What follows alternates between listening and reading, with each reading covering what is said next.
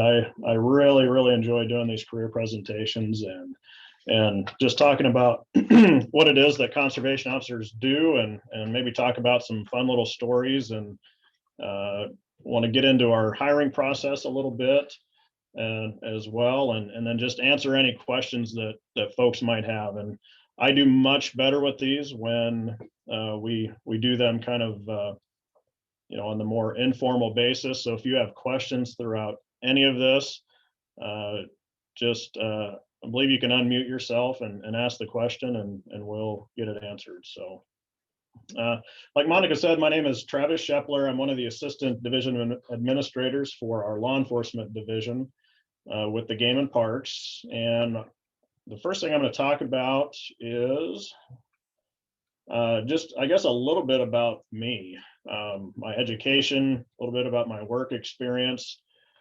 So in 2005, I graduated from University of Nebraska-Lincoln with my Bachelor's of Science in Natural Resources with a major in Fisheries and Wildlife. And I recently, in 2019, received my Master's of Public Administration from the University of Nebraska in Omaha. And I'll talk about this later. And actually, I've noticed that this has been a theme on some of the other career chats, is the fact that a lot of us get into this field because they want to work with wildlife, they want to help wildlife, protect wildlife, and they don't really think about the people aspect of it. And the managing people part of this job is probably as important as anything else.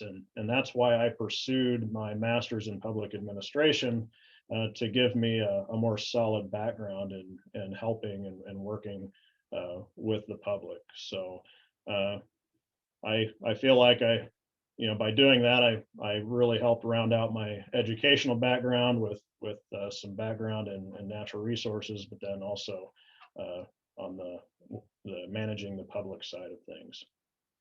So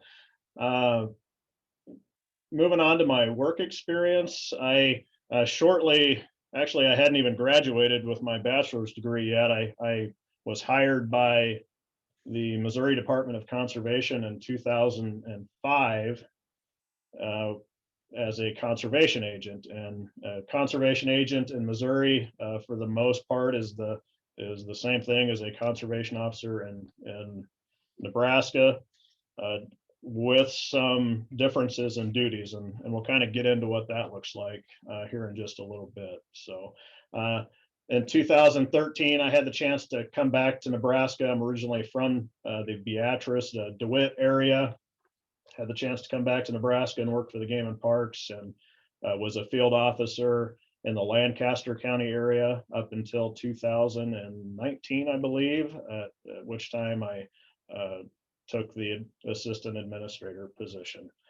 And I'll just, I guess, touch on that. So my duties now, I help manage the hiring process, the budget, emergency management, work with our new officers as they're going through some of their initial training, and then kind of all other duties as assigned. So it's a mostly administrative side of things right now, which I really enjoy.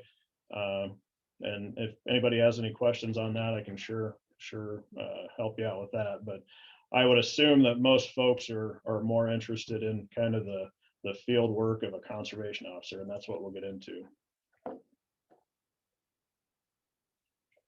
So within the natural resources field, and it's whether it's a wildlife biologist, a fisheries biologist, a conservation officer, a parks worker, a park superintendent, whatever, it seems like most individuals start out either doing volunteer work or working temporary summer positions with either the Nebraska Game and Parks or another state or federal natural resources agency, or a private sector a natural resources organization such as Pheasants Forever, Ducks Unlimited, etc. This is kind of that quote unquote get your foot in the door process that it takes, and and if honestly, if anybody's interested in any of these positions right now, is the perfect time for Nebraska to look on our website and apply for some of these spots that we have open. And it's never too early to get your foot in the door. So I started out, as you can see here, I did a variety of temporary positions. I started out as a field technician with, I worked for South Dakota State University doing vegetation analysis on CRP fields in southeast Nebraska. And that led into a conservation technician job with our Habitat Partners section in the Wildlife Division. And with that, I mainly helped manage some of the open fields areas, put signs up, work with landowners, etc. After that, I got the chance to work for our management section. So I helped do wildlife management practices on the wildlife areas around kind of the Lincoln area. After that, I was a staff assistant for the Habitat Partners section. So that was kind of my first taste of the administrative side of things. And then, shortly after that, I had a really great opportunity. I was hired as a temporary wildlife biologist for the Partners section. Did a lot of, again, the open fields program, working with landowners. And again, these are temporary positions. When that position was up, had another great opportunity to work on the feral pig project. This would have been back in about 2003, 2004. We had some local populations of feral pigs popping up around the state. And thankfully, through the work of the Game and Parks Commission, we were able to do a pretty good job of eradicating those populations.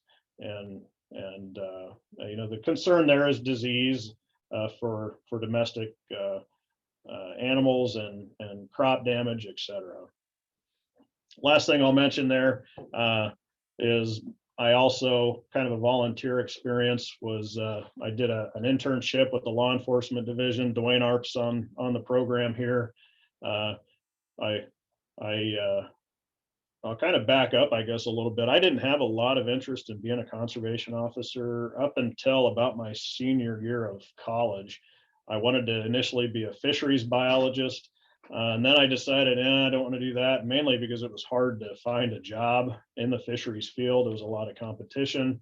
I'm like, well, I'll try the wildlife side of things. And just on a whim, decided I'd look at the law enforcement side of things. I called Dwayne up and he agreed to meet with me, and he signed me up for an internship program. And it was, once I got rolling with that, there was zero doubt in my mind what I wanted to do for the rest of my life. And I was absolutely hooked. So quite the path. This is a similar path that a lot of people take with these temporary positions. And I'll stress this later on, but the importance of getting this temporary work experience and any work experience that you can to prepare yourself to be a conservation officer or a wildlife biologist or a fisheries biologist is so important. And again, now's the time to start looking at those positions if you're interested. So what did that look like? Yep. Sorry, I like how you mentioned that those temporary positions are so important, because a lot of people, I think, get so discouraged by having those temporary positions. Is there any advice that you would give to someone who has, applied and applied and applied and applied, and they've only gotten temporary positions? Is there anything that you would just, piece of advice or anything for them? Just keep moving forward. When I was going through that process, I had enough denial letters, because that's actually back when they sent denial letters to wallpaper my bedroom with. And I just didn't let it discourage me. I kept applying. And if the actual paid positions are not working out, that's when you want to start looking at maybe some volunteer experience. And I heard it in one of the other deals, whether you're just there holding a bucket of corn for a pig trap, go hold that bucket of corn for the pig trap, because that gets you, that gets you in the door, and it shows people that you're really interested in the career field.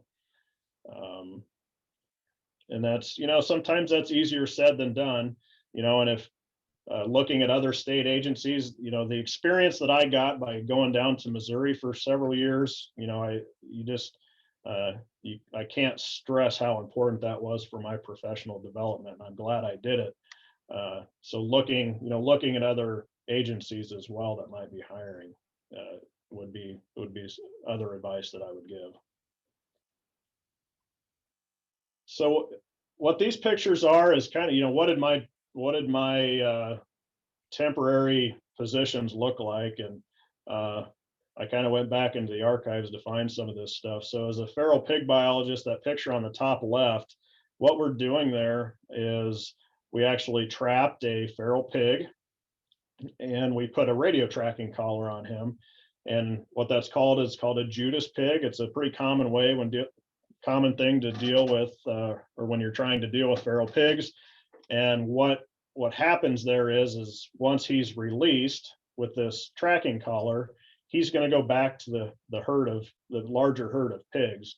And we were able to kind of triangulate where he went and where the rest of the pigs were, so that we could set traps and work on our eradication efforts. That picture on the bottom right is an example of one of the traps that we used. This was at Oak Glen Wildlife Management Area, just northwest of Lincoln, east of Seward.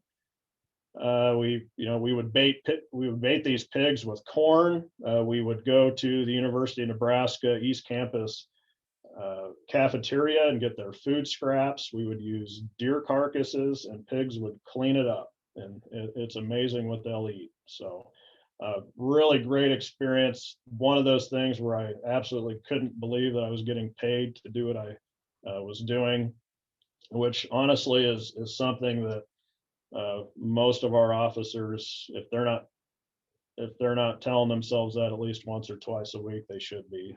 It's hard to believe we get paid to do some of this stuff. So bottom left, that's an example of some of the stuff I was doing with the partners and management section staff, doing some controlled burns. I love doing that stuff. Really great for habitat. Top right, that's a photo of a mountain lion. Goodness, I think this was probably late 2000 or mid 2004 approximately. That mountain lion was found up in South Sioux City, if I remember right. The policy was to take the mountain lion out because he was in town, and that was a project I got to work on, and really great experience there. So that's, in a very short nutshell, kind of some of that experience on the temporary side of things, getting that foot in the door. I'll kind of transition a little bit into my Missouri experience. So like I said, in 2005, I had the opportunity to go to work with Missouri as a conservation agent. I graduated the Missouri Conservation Agent Academy in 2005 and spent most of my career in the St. Joseph area. You'll see there the last 2.5 years or so that I was there, I had a great opportunity I was an investigator with our Special Investigations Unit. I'll come back to that here in a second. And I'll kind of tell the story about these two pictures here. Nice cuddly little black bear cub there. The story behind that is that bear was purchased at a wildlife auction in Missouri by a family from Kansas. Well, Kansas does not allow people to have captive black bears. And when they found that out, they put an ad in the St. Joe paper to sell it, and sold it to a family in St. Joe. Missouri actually allows you to have captive black bears, but you have to have special fencing and permits and enclosures, etc., which these folks unfortunately did not have, and they weren't capable of having that type of facility for the bear. In a very long story short, they kind of sent this bear cub on the run a little bit so that we wouldn't find it, but thankfully we were able to get our hands on him and get him some help. He was pretty malnourished when we found him, because it's tough. How do you take care of a black bear? that takes some special considerations. He rode, after we took possession of him, I held him in the truck as in the passenger seat as we were driving back to the office. As you can see here, very playful, very happy ending here. He's actually still at a wildlife sanctuary in Colorado and living his best life for sure. So he liked chewing on my badge. I had some teeth marks in my badge when we got done with that. So really good memories and really fun stuff to deal with.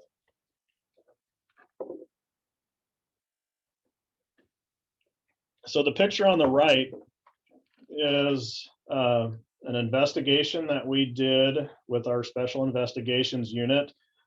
And the operation was called Operation Roadhouse. If you want to Google that sometime, Google Operation Roadhouse in Missouri, and you can get some details on that. The basis of that was in Warsaw, Missouri, which is kind of in the central part of the state. Paddlefish snagging is very popular. It's a legal thing to do throughout the season, which runs from the middle of March to the end of April.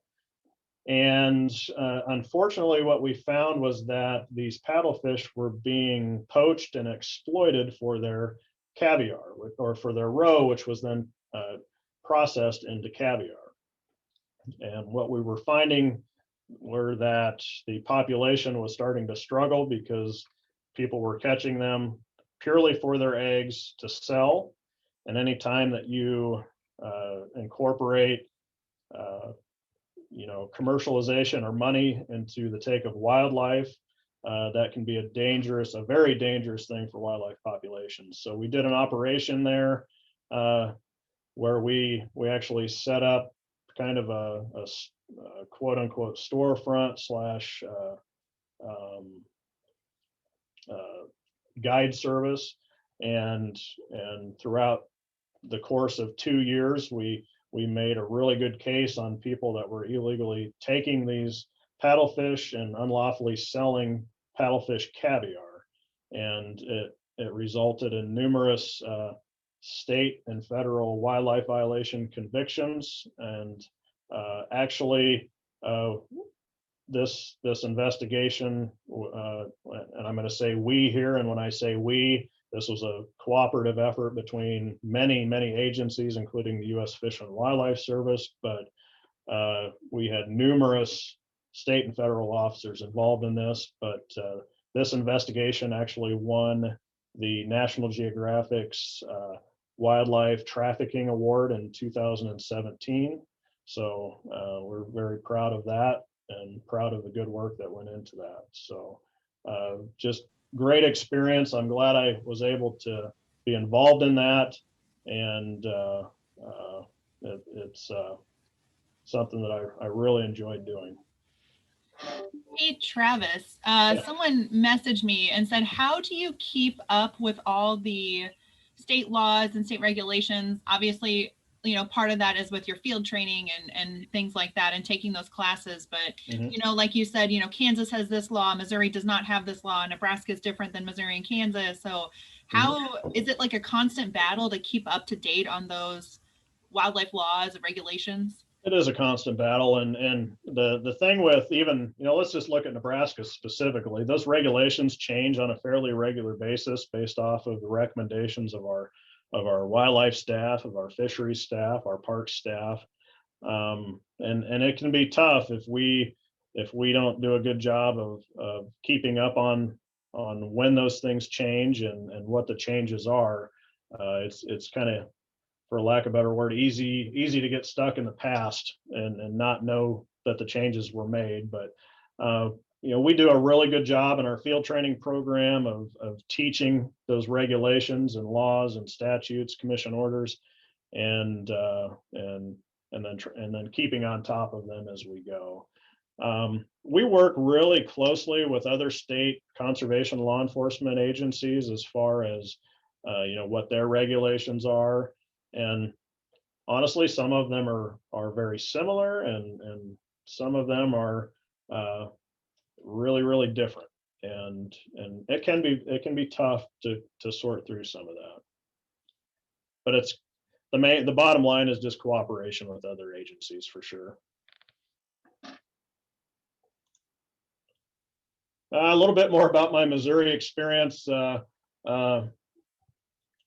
It was pointed out that I look much younger in that picture on the top right. That was believe it or not, frogs have a season, and these frogs were taken out of season, and they were taken with a rifle, and that was unlawful too.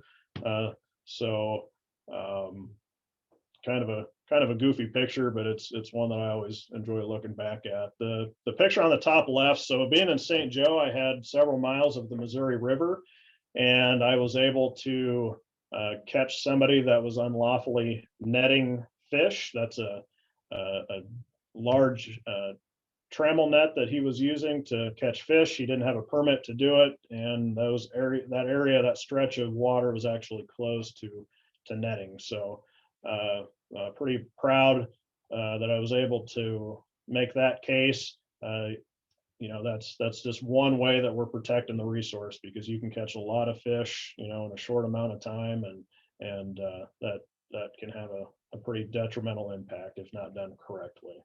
That picture on the bottom there was an eagle that was found that was injured. It's a juvenile bald eagle, and we took him to a vet to get x-rays, which is pretty common when we find an injured raptor like this, or an eagle. This one had a broken wing. We're not sure exactly how it happened, but a good story, or a good ending on this one too.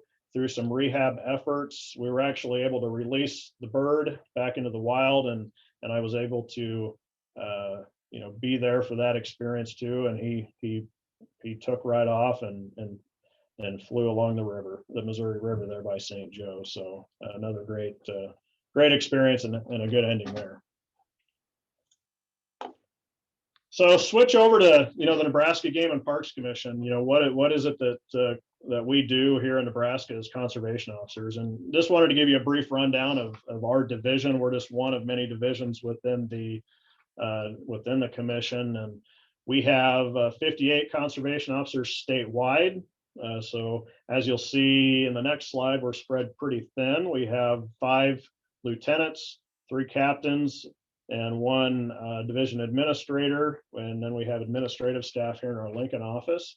So when you look at the number of officers that we have, we're a fairly small agency as compared to other states. And here's a map of our what that looks like on a statewide basis. So these green kind of shields here are points, our field officers. The gold points are sergeants, and it's a little hard to see, but these bigger blue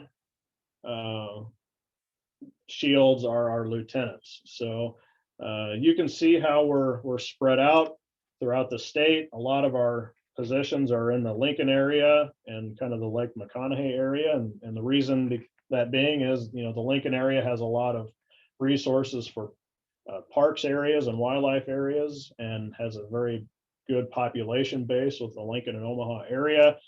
And then out here at the Lake McConaughey area, that's a priority spot because solely based off of the large use that Lake McConaughey gets during the summer months. So this is kind of what it looks like. Some of our officers cover some very, very large areas, and they do a really good job at it too. We had someone ask, they have a son in high school that is really interested in becoming a conservation officer. What school and education advice would you give him to start out? Yep. Can I answer that here as we go through another couple of slides? Yes. I've got that totally towards the end, but absolutely, we'll talk about that. I'll give you some recommendations, on that. And if I don't answer that question, specifically, if you have follow-up questions, definitely throw that out. But that'll be coming here pretty quick. But I'll focus on, what is it that we do? And I like to break it down into 2 different kind of segments. We do wildlife management duties, and we do public safety. Now, this is overgeneralizing it quite a bit, but I can't this is the best way that I've found to break it down. So within that wildlife management, we do wildlife and fishing enforcement. So making sure people have their hunting and fishing permits, making sure that they're not catching too many fish, shooting too many deer, et cetera, et cetera. We do a lot of education, hunter education. We do clinics, hunting clinics, fishing clinics to educate people on not only how to do hunting and fishing activities, but what the regulations are and what the laws are. And we deal with a fair amount of sick and injured wildlife too. Depending on where you're at in the state, that's a pretty big part of our job. The picture to the right here is Josh Widhelm. That's actually a golden eagle that he found, or that he was reported. It was dead. I don't have the story on what the determination was on that, but kind of a sad deal. And I'll follow up with that. Those birds, the eagles, are actually given to a federal repository, and they are cleaned, and the feathers are given to Native American tribes throughout the country. So they're not wasted. They are used, for Native Americans for ceremonial use. Kind of on the public safety side, boating enforcement and parks enforcement is a big part of what we do. And again, I'll back up here a little bit. Nebraska is fairly unique in that we do hunting and fishing enforcement. We also do boating enforcement, and we do parks enforcement. There's a lot of states that, and Missouri is an example of this, Missouri conservation agents, for the most part, only do hunting and fishing enforcement. And there's other state agencies that do boating enforcement, and there's another agency that does parks enforcement. So for example, Nebraska, our officers are tasked with doing all four of those duties. So moving on with that public safety, we do a fair amount of general criminal law enforcement. Some of that is in cooperation with other law enforcement divisions, but it's not uncommon for us to deal with drug cases, driving under the influence, et cetera, et cetera.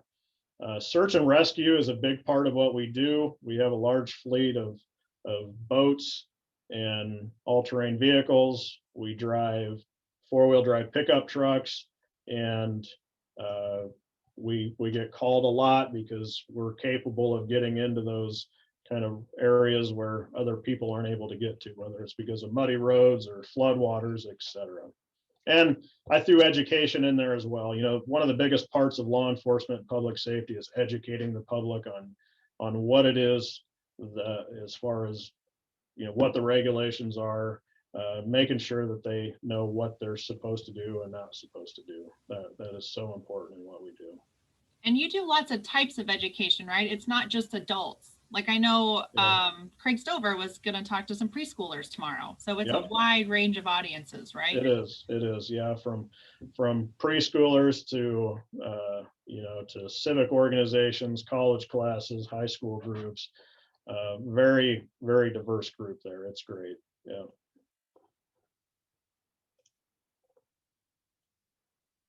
Let's see. So talk about, our schedule, and I kind of like to use the good news and the bad news side of this. Honestly, it's all good news because this is a great job. And I put up there, this is a lifestyle. We live the conservation officer lifestyle. We have a really flexible schedule. Instead of a 40-hour work week, we do 160 hours in a 28-day period. So it allows you to flex your schedule over basically a month. We generally make our own schedules. We get to go work in other parts of the state. The seasons constantly change. So when fishing season is over, hunting season's starting. When hunting season is over, fishing, boating, park season is upon us. I put there, it's just a great career because of that. The bad news is, and not everybody thinks this is bad news, but we're required and expected to work nights. We work most weekends. We work most holidays. We're working during the busy hunting seasons. It's pretty tough for our folks to get out and rifle deer hunt on opening day. Our days off are during the week, and we're subject to call 24 hours a day, 7 days a week for the most part. So those are kind of those things that can add a little bit of stress to the family life, the personal life, but there's a lot of give and take there, and it's definitely worth it. Someone wanted to know, do conservation officers have more authority than other types of law enforcement, or yeah, so that's a great question. We hear that a lot. It's not uncommon for folks to say, you guys have more authority than a state trooper or whatever. And honestly, the answer is no. We still have to follow the same constitution that every other law enforcement officer has to follow. We can't just walk into somebody's house and look in their freezer. We have to follow the same rules as all other law enforcement has to do. Now, we do have a little bit of expanded search authority on when it comes to wildlife and accessing wildlife that's in somebody's possession, and that's all based in state statute. So I think that's kind of where that mindset comes. We have more authority, but the bottom line is because it's in state statute, any law enforcement officer in the state of Nebraska has that same authority as well. We just use it, probably more often than most other law enforcement. And again, I'll mention too, we're very particular on how we, use that expanded authority. We keep people's rights and privacy in mind, and we do the right thing, even if it requires extra work. So, but no, great question. Definitely something we hear a lot of, but more a misconception than anything, I would say. Just briefly, some of the wildlife enforcement stuff, we check permits, we work people that are spotlighting. One of my favorite things to do is ride shotgun in an airplane to look for spotlighters at night. Trespassing and hunting without permission cases are big. We deal with residency investigations on permits. So somebody from another state that is getting resident Nebraska permits, confined wildlife, commercialization of wildlife, etc. Just a very quick breakdown there. Wanted to show you a story, or kind of tell you a quick story on this guy here. A lot of people have heard of game wardens using deer decoys. This got a very quick story, and I don't know if you can see the bullet hole in it, but there's actually a bullet hole in this deer. We set this up. Pretty unfortunate deal. I had a guy drive up to it. I had this set up in a field. A guy drove up to it, actually had his 3-year-old daughter sitting in the passenger seat with him, and the adult driver shot this thing from the truck, from the roadway, okay, which is a big no-no. And he kind of, his excuse after I got done talking to him was, well, if you wouldn't have put such big antlers on the deer, I wouldn't have shot it. And then I had to show him this, that he had basically just shot a piece of paper. It's a kind of a 3D silhouette deer decoy. So kind of an interesting case there. And the reason we do that is to combat, and we get a lot of complaints about, quote unquote road hunting, and this is one way that we help combat that.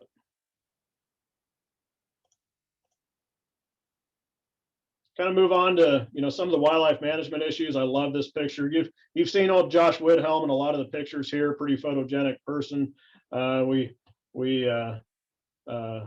happy to have him, but this is a little raccoon that he got his hands on. Some folks were keeping it as a pet, which is you're not allowed to do. And he basically rode shotgun with Josh back to the woods to get released. But pretty friendly little raccoon, actually.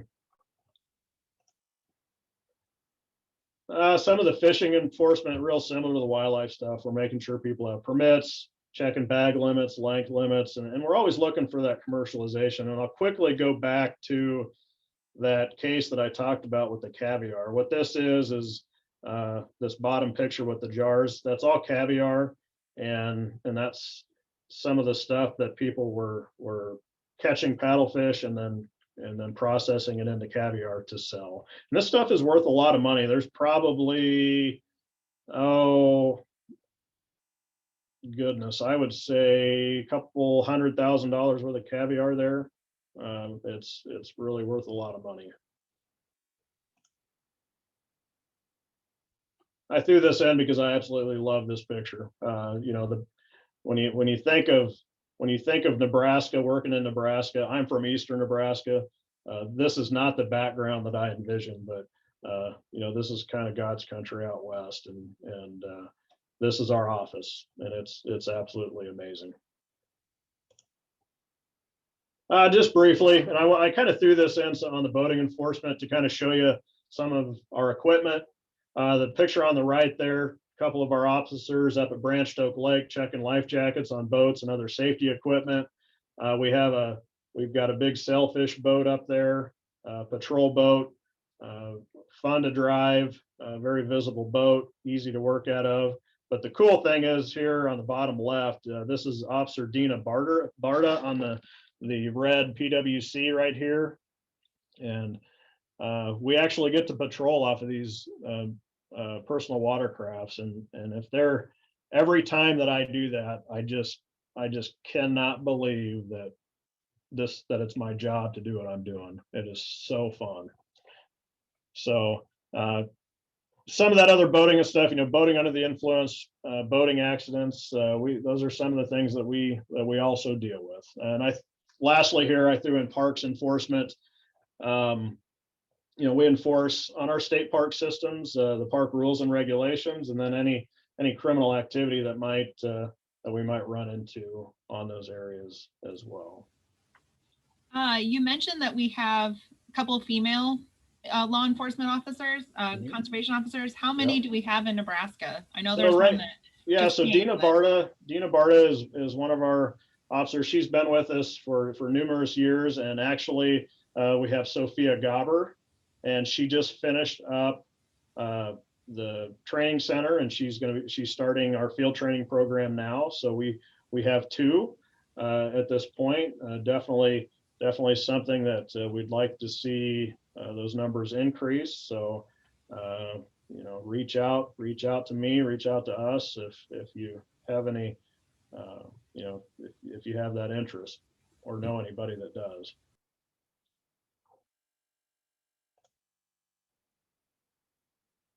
Before I get into kind of the educational paths and the hiring process, throw in one more thing. You know, our search and rescue, we get called on a regular basis for these types of activities. And the bottom left there is one of our airboats up in the Louisville area.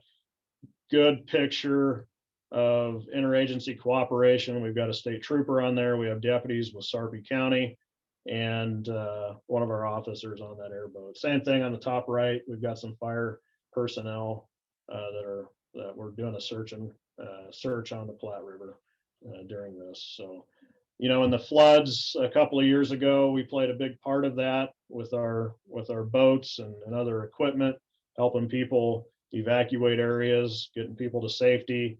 Very, very, very important part of our job.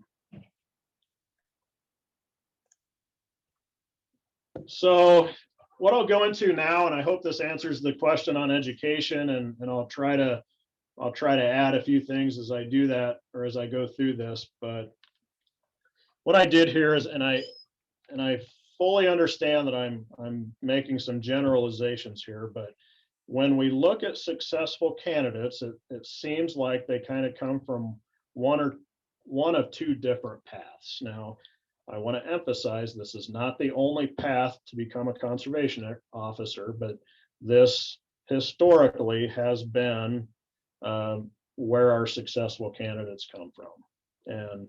And the first one there is kind of my route. And that is the natural resources route. So those are those folks that have a Bachelor of Science in a natural resources related field, and that can be fish and wildlife, and environmental science, range management, etc. You know, so what are some of those programs or colleges that have those programs? And right here in Lincoln, where I'm at, the University of Nebraska has a great program. We've hired several graduates of that program recently. South Dakota State University has a great program. K-State, Northwest Missouri State is huge. Missouri actually hires a lot of those folks. They've got a really good conservation program. Missouri Western, I'm just familiar with that because it's in St. Joe, another great program. You know, there's a lot of options out there for these natural resources fields.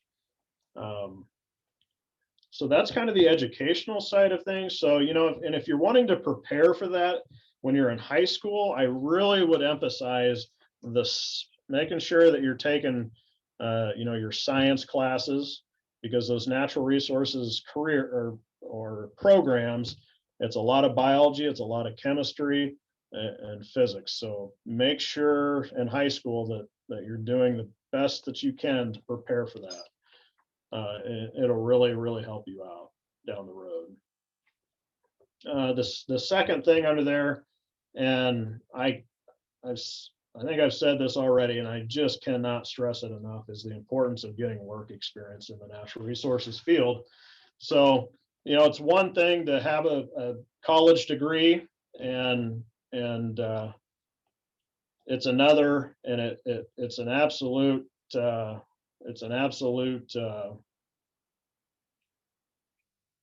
kind of notch in your belt if you also have, you know, good work experience, and those are temporary positions like I mentioned before. So you want to make sure if you're going to college, you know, work during the summer, work while you're in school if you can, and get that volunteer experience. The last thing out there is you know, having a good background in outdoor experience definitely helps. And I'll also throw in, it's not necessary, and we can train a lot of that stuff too, but it definitely helps. And as I move over into the criminal justice path, I'll say that I didn't include the outdoor experience under that one, but I should have. You know, that's just always very helpful. So that criminal justice path, what we see a lot of times, they've got a criminal justice degree, and then they've also worked for another law enforcement agency, and they're already law enforcement certified. So they've been a deputy sheriff or a city police officer somewhere else. Those, you know, that's really helpful. So by and large, you know, our successful candidates, this is the background they come from. There's always, you know, there's always exceptions, and these are not the only paths. But if I was going to recommend to somebody that they start down a road, I would choose one of these two things. So if I didn't answer that previous question, you know, sufficiently, please let me know if you have any follow-ups on it. Someone also asked, what's the average pay range for a conservation officer? Yeah, good question. So our conservation officers are actually in a bargaining unit with the state patrol and the state fire marshal's office. So the pay range is based and determined through that bargaining process, and it's set every 2 years. So right now, I believe we're starting in that $24 an hour range on the bottom end, and the top end is about $34 an hour for our field officers. And it's a step pay plan. So you know, the way it's supposed to work is you get a step increase every year, which usually includes, you know, a pay raise each year. It doesn't always work that way, depending on the, you know, the status of budgets around the state. So, but right now we're kind of in that $24 range to start out. So just kind of briefly here, you know, the selection process, we conduct multiple interviews to select the best applicants, and I'll mention again, you know, education, experience, and motivation to do the job are what we're looking at there. And other things such as law enforcement certification status, military experience, you know, those are definitely things that help, you know, kind of help you in that process. We should, and I hope within the next couple of weeks, we're going to post another job opening. We're going to start our hiring process up again. So this is a great, you know, timing wise, this is great. So look out for that. And as I look 5 years down the road and 10 years down the road, we're going to be still hiring a lot of people because of retirements. So,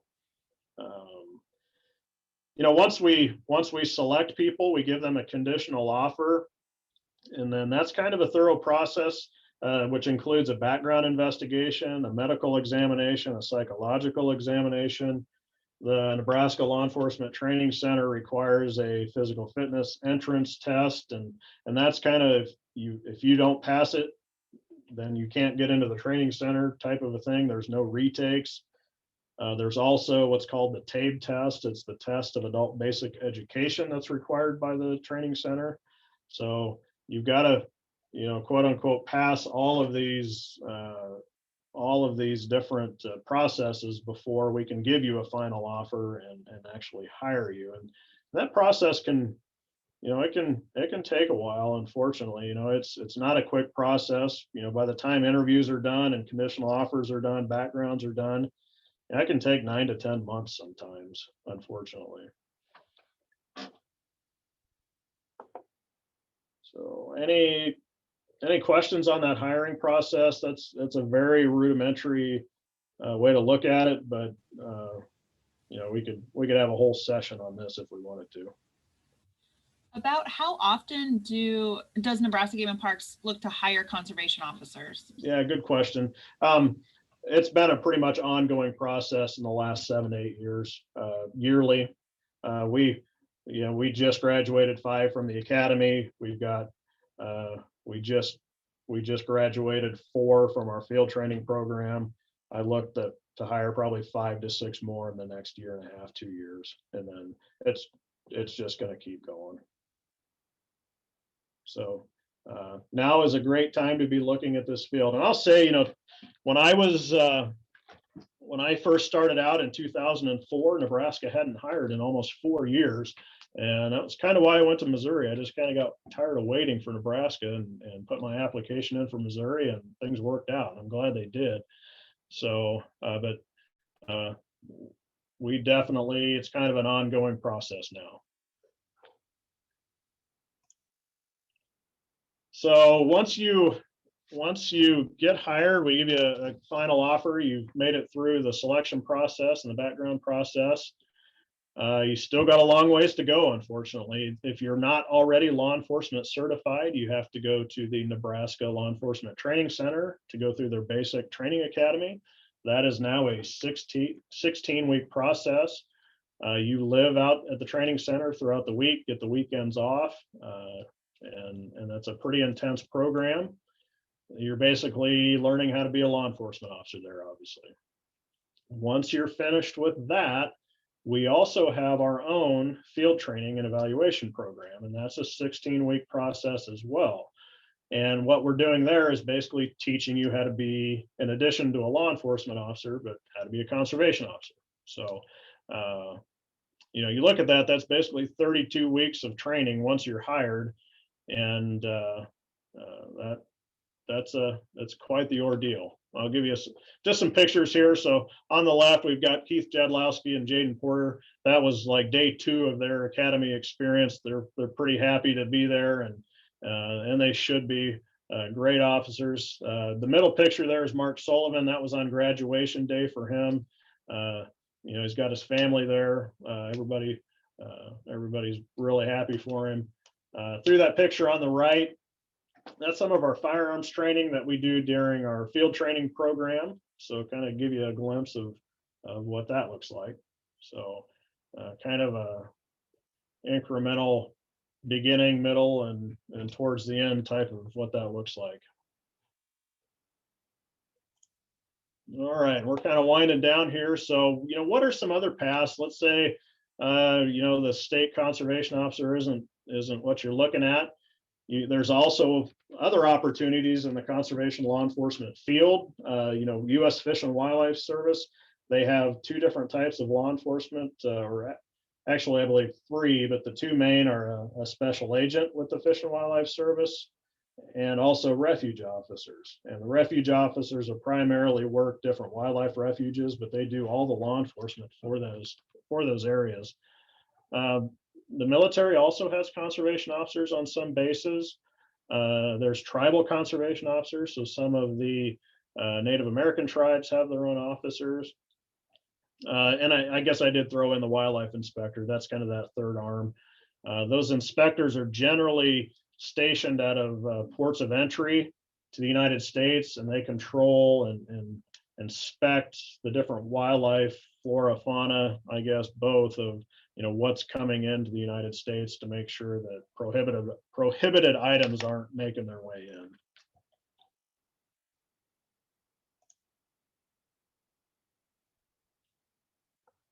So just some final thoughts, and then we can open it up, for some questions. I know I'm running a little bit long here, but this is another thing that I've heard in after listening and watching some of the other career presentations for this series. Most of us got into this field, and I mentioned it before, to deal with or to manage fish and wildlife, but we manage people more than we do fish and wildlife. So having those people skills and being able to interact with people is probably more important than anything when it comes to being a conservation officer. And a lot of folks don't think about that as they're coming in, and again, it's something that we definitely try to stress. The second one there, the Nebraska Law Enforcement Training Center and the Nebraska Crime Commission, they have pretty strict entrance policies for entrance into the Basic Law Enforcement Academy. And what that deals with is, if you have a prior criminal history, drug use, alcohol abuse, lack of physical fitness, etc., those can be automatic disqualifiers. And if you fall under one of those things, we don't even have a choice. We can't hire you if you fall under one of those automatic disqualifiers. And those are things that we work through during our conditional offer phase and backgrounds. But just be aware, and if those are something that you're interested in looking into, go to the Nebraska Crime Commission's website. They have a list of what those things are. Said it more than once: work experience, work experience, work experience. You've got to do more than just get a college degree. You've got to get work experience, because that is what puts you ahead of other candidates in this field and most other fields within this natural resources arena, I guess. And lastly, we have some specialized duties. It's not just doing. Not everybody does the same thing. We have field training officers. That's what an FTO is. We have a drone pilot. We're in the process of getting more drone pilots, which is really cool stuff. We just received some really cool drones, really high-tech stuff. We use side scan sonar a lot. We have a team of sonar operators. We do those for evidence recoveries, body recoveries. We also have a special investigator that does investigations full time. All of our officers are trained in boat crash investigations and hunting incident investigations as well. So those are some of the kind of specialized duties that our officers experience as they go through their careers. So that's really all I have. I'd love to open it up for questions and help anybody out that I can. Someone asked, so when you do all the training, the 16 weeks and then the 16 weeks, now that you're field officer, you're in the field, do you have to keep doing training? Yeah, so we have ongoing training. The Nebraska Crime Commission requires a minimum of 20 hours of training per year. So that's our minimum training standards. And that includes a lot of, firearms training, defensive tactics, other law enforcement related things, de-escalation, anti-bias type training, but we do quite a bit more than that as well. Training is an ongoing thing. We train on a really regular basis, and you're never done learning. So that training is definitely a really important part of our job. Awesome. Well, if anyone has any questions, please put them in the chat for Travis, or just in general as far as conservation officers. Otherwise, thanks, Travis. You answered a lot of questions and I appreciate it. So, someone asked, do you work with wildland fire? We do. And it just depends on where you're at, in the state. So, our officers out west, they do get involved in the wildland fires and prescribed burns. some of our folks are trained specifically for that. So when I worked in Missouri, that was a pretty big part of my job there, probably more so than it is in Nebraska. But yeah, that is something that we get involved in. Great. Well, I mentioned this a little bit at the beginning, but if anyone, missed this today, or they would like to share this with someone that would like to be a conservation officer or would like to know a little bit more about this career, this will be posted on our Nebraska Game and Parks Education YouTube channel, probably later this afternoon by the end of today, if not tomorrow. And I think that's it. I want to say thank you, Travis, for taking the time to do this. I know your schedule is super busy, but I appreciate it. And I think people learned a lot. And I think we got some future conservation officers out there. I hope so. Send them my way. All right. Someone did ask really quick, how long have you been doing this job? You kind of mentioned that. Yeah, so I started in Missouri in 2005, so kind of working on my 16th year. So it goes fast. Hard to believe that it's been that long, but yeah. Was it hard to go from that field office side to the administrative side? It was a little bit of a transition. Yeah, that freedom that our officers have in their schedule and just being outside all the time and then kind of getting into the office and doing the administrative stuff. It took a little bit of getting used to, but I love what I do now too. Good. Yeah. How old do you have to be to apply? So in Nebraska, you have to be 21 years old to be a certified law enforcement officer. So that's the minimum age requirement for that. Awesome. Well, if anyone has any other questions, you can certainly, I'll put my email in the chat. Travis, do you want me to put yours in, or should I put Dwayne in instead? No, you can throw my name on there. Okay. Here's mine. If anyone has any questions about where to find this link, and then Travis's as well. So yeah, if you have any questions, let us know. Let me throw in a link for we have a law enforcement landing page, which kind of gives some more information. Let me throw that into the chat as well. Now I'll give you a little bit of idea on a little bit more about what we do, and we'll post our job announcements there as well. Good to know. You said there's some coming up fairly soon, right? Yes. Yep. Okay. Yep. Awesome. Well, thank you again, Travis, for doing this. I appreciate it. I think everyone learned a lot, and we will get this up on YouTube probably later today. Sounds great. Thank you. Thank you, everyone.